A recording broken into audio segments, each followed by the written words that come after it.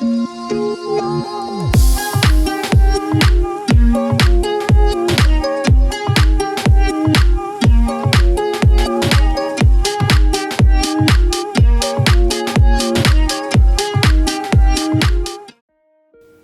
तितली काट गई रास्ता सुबह सुबह, दिन सारा रंग रंग हो गया।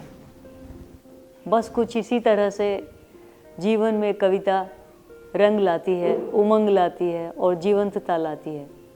और यहीं इसी जगह से हमारी कविता यात्रा आरंभ हुई। कविता सभी के जीवन का रस होती है। हमारे भी जीवन में इसी तरह से कविता रस है, जीवंतता है, ज़िंदगी है। और अब तक 7 काव्य संग्रह आ चुके हैं।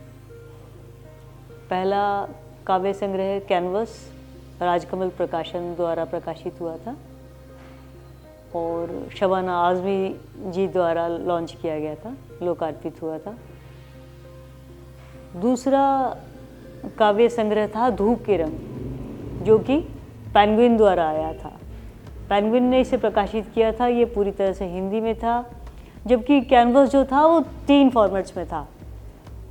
राजकमल प्रकाशन केवल हिंदी प्रकाशन करता है, लेकिन हमने इंसिस्ट किया कि नहीं, इसे 3 में होना चाहिए, हिंदी, अंग्रेज़ी और रोमन लिपि में, क्योंकि उस समय ज़्यादातर लोग SMS पढ़ते थे। SMS में रोमन लिपि में लिखा हुआ होता था। तो इस तरह से ये किताब अपने आप में बहुत नोवेल आइडिया था, क्योंकि इसमें 3 फॉर्मेट्स थे। और तीसरा संग्रह था बंजारे ख्वाब, जो कि हिंदी और इंग्लिश में था और ये प्रकाशित हुआ था यात्रा प्रकाशन से। और इसी कड़ी में चौथा जो आया था वो था ओस के रंग। ओस के रंग में भी हिंदी और साथ में अंग्रेज़ी अनुवाद हैं। ये तमाम जितनी भी किताबें हैं इनके अनुवाद हमारे फ्रेंड्स ने किए, जो कि हमसे भी ज़्यादा दिल से, जी जान से और क्या कहना चाहिए, पैशन से उन्होंने ट्रांसलेट किया था। और उसका पहला नाम है रश्मि, स्पेशल थैंक्स। ममता गोविल, दीप रंजनी राय और मीता भान, इन चारों ने पहली कविता संग्रह कैनवस को ट्रांसलेट किया था। और बाद की कविताएं जो हैं वो रश्मि और ममता जी ने ट्रांसलेट की हैं।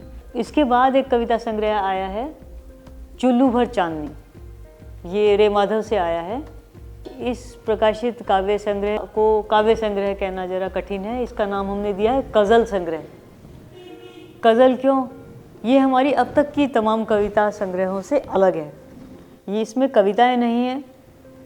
कुछ कविताएं इस प्रकार की हैं जो ना गज़लों में शामिल हो सकती हैं ना कविताओं में, तो ये गज़ल हैं। गज़ल संग्रह चुल्लू भर चांदनी।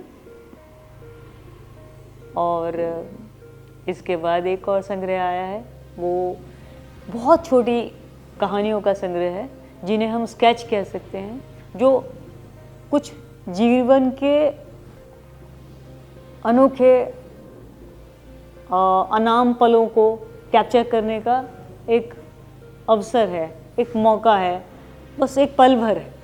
तो इस किताब का नाम है घास के फूल। घास के फूल जो अमूमन ज़िंदगी में होते भी हैं और किसी को दिखाई भी नहीं देते, बस इसी प्रकार का ये संग्रह है। संवेदना, संवेदनशीलता और अनुभव और कुछ अभिव्यक्ति की जो आकांक्षाएं होती हैं, उनसे लेखन का जन्म होता है। और लेखन क्यों अनिवार्य है? क्यों? अगर बचपन से आप देखें, आप सीख कहाँ से रहे हैं? आप जो पहले से प्रकाशित किताबें हैं उनको पढ़ते पढ़ते आप बड़े होते हैं, और हर किताब आपको कुछ ना कुछ दे के जाती है, आपको कुछ बनाती है। तो उन तमाम लेखकों ने जीवन को जिस प्रकार से आपके सामने प्रस्तुत किया, आपका भी एक दायित्व सा हो जाता है कि आप भी अपने अनुभवों से, अपने ज्ञान से, अपनी संवेदनाओं से जो आपने अर्जित किया है उसे अभिव्यक्त करें, ताकि ये परंपरा, ये क्रम, ये चक्र आगे चलता रहे। तो उसी सिलसिले में लिखना आरंभ किया था, और जैसे जैसे प्रोत्साहन मिलता रहा और प्रेरणा भी मिलती रही, तो क्रम आगे चलता रहा और सृजन यात्रा चलती रही। ये था लेखन का सिलसिला, और उम्मीद करते हैं कि आगे भी जारी रहे, क्योंकि जीवन, प्रकृति, प्रेम, संबंध, ये इस प्रकार की भावनाएं हैं जो अनवरत हैं, जैसे कि कोई मीठे जल का कुआं हो, उसमें से आप जितना भी पानी निकालें कम है, उलीचते रहें, पीते रहें, कम ही कम है, कभी कम नहीं होता। तो वो जब कभी कम नहीं होता तो आपके अंदर वो सृजन यात्रा भी कभी सूखे ना और चलती रहे, ये सिलसिला जारी रहे, और आप अपने आने वाली पीढ़ियों को, आने वाली युवा पीढ़ी को प्रेरणा दे सकें, प्रोत्साहन दे सकें, कुछ अनुभव दे सकें, यही प्रयास है। इसलिए लेखन जारी है। और हमने केवल अपने लिए नहीं लिखा, ये जो भी हमने जितनी भी किताबों का जिक्र किया है, ये निजी तौर पर लिखे गए प्रयास थे, संवेदनाओं के आधार पर। दूसरा कार्य जो हमने किया है वो था बच्चों के लिए लिखना और बच्चों के लिए चित्रण करना। इसका आरंभ इसलिए हुआ कि जो बचपन में जो सबसे पहला संपर्क, सबसे पहला जो छवि, सबसे पहली जो भाषा पनपती है, वो है universal language of visuals. A for Apple आप बाद में सीखते हैं, ए नहीं सीखते, आप एप्पल पहले जानते हैं, क्योंकि वो चित्र है। तो रंग हैं, चित्र हैं, ये पहली यूनिवर्सल भाषा है जो दुनिया के तमाम लोगों को एक साथ जोड़ती है। उसमें कोई विवाद नहीं, निर्विवाद भाषा है। तो हमने सोचा कि हम छोटे बच्चों के लिए, जब हम अपने बचपन को अगर याद करें तो देखते हैं कि सारे चित्र आपको याद हैं अभी तक। तो उन रेखा चित्रों ने इतनी प्रेरणा दी, उस समय तो ब्लैक एंड वाइट ही होती थी ज़्यादातर किताबें, कि मन किया कि हम चित्रण करें बच्चों के लिए। तो हमने उस दिशा में वर्क आरंभ किया, और धीरे धीरे नेशनल बुक ट्रस्ट से, चिल्ड्रंस बुक ट्रस्ट से, और जितनी भी तमाम पब्लिकेशंस हैं जिन्होंने बच्चों के लिए प्रकाशित किया है, चाहे वो पेंगुइन हो, चाहे रूपा हो, चाहे IBH हो, सभी से हमारी किताबें प्रकाशित हुई हैं। तो कुछ हमारी चित्रित भी हैं, कुछ लेखन भी है। अगर आप बच्चों के लिए लिखते हैं तो आप नींव बनाते हैं, वो नींव जो उनके साथ आजन्म रहेंगी पूरा जीवन भर। तो ये सबसे अभूतपूर्व काम है, हमें लगता है, जो हमें करना चाहिए था, और हमने अपनी ओर से छोटा सा, बहुत छोटा सा प्रयास किया है। हमने ज़्यादातर 0 to 5 एज ग्रुप को टारगेट किया है, और यूजुअली पब्लिकेशंस कहते हैं 1 to 5। So 1 to 5 age group वो है जहाँ पे रजिस्टर जो भी हो रहा है आपके मस्तिष्क में, वो आपके साथ हमेशा रहेगा। इसके अतिरिक्त, चूँकि आपके अंदर अभिव्यक्ति की जितनी ज़्यादा इच्छा होती है, जितनी ज़्यादा कल्पना होती है, उतनी ही ज़्यादा वो माध्यम तलाशता है। वो अभिव्यक्ति अपने माध्यम खुद तलाशती है, उसका दायित्व तो हम पर नहीं है, ना चयन का अधिकार है। तो कोई विचार आता है तो वो कहता है कि नहीं, ना मैं कविता में जाऊंगा, ना मैं किसी कहानी में जाऊंगा, ना मैं किसी चित्र में जाऊंगा, तो फिर वो कहाँ जाएगा? तो कुछ विचार ऐसे होते हैं जो अपनी विमाएँ अलग चुनते हैं। तो इस प्रकार के जो विचार होते हैं वो अपने आप स्वतः ही स्कल्पचर फॉर्म में चले जाते हैं। तो स्कल्पचर चूँकि 360 डिग्रीज में दिखने वाला एक पूरा त्रिविमीय 3D है, ऑब्जेक्ट है, तो वो विचार हमारे तमाम स्कल्पचर्स में खुद कन्वर्ट हो गए। अभिव्यक्ति वही है, लेकिन विचार अपनी विमा खुद तलाश रहा है। तो अगर आप कविता लिखते हैं तो कोई कोई कविता खुद गीत हो जाना चाहती है। जब आप कोई कहानी लिखते हैं तो वो खुद ही एक फिल्म हो जाना चाहती है। तो ये हमें लगता है कि विचार की अपनी इच्छा है कि वो किस रूप में जन्म लेना चाहता है। इस तरह से हमारे स्कल्पचर्स भी जन्म लिए। स्कल्पचर करना हमें बहुत पसंद है। आप देखेंगे हमने मेटल में भी वर्क किया है, प्लास्टिक में भी वर्क किया है, क्ले में भी वर्क किया है। तो मीडियम भी डिसाइड हम नहीं कर सकते।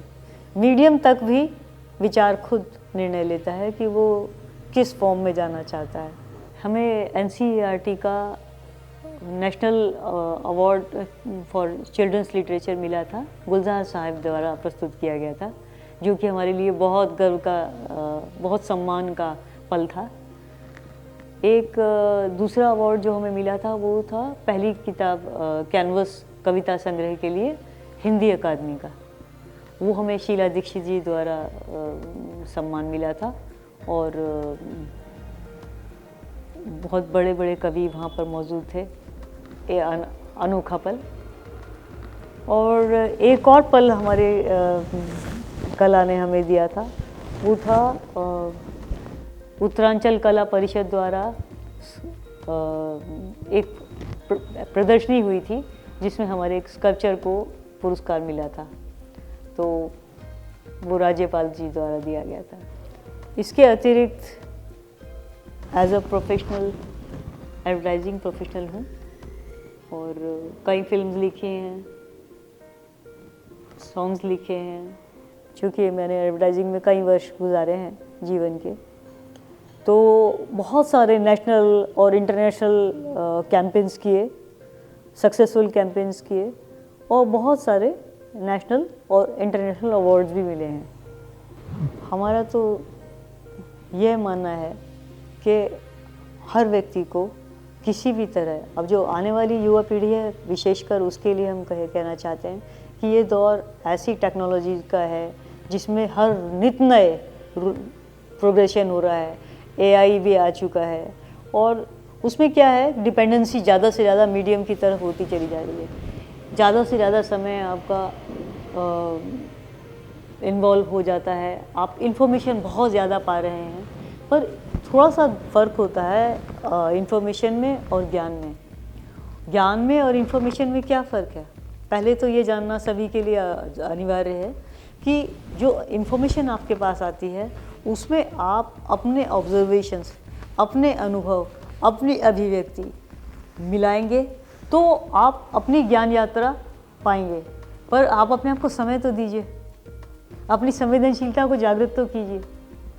तो अपने लिए समय निकालें, अपने भीतर तलाशें, अपनी संवेदनशीलता को जगाएं और निरंतर अच्छे से अच्छा पढ़ें, क्योंकि जितना ज़्यादा आप इनपुट देंगे उतना ही आपका आउटपुट होगा।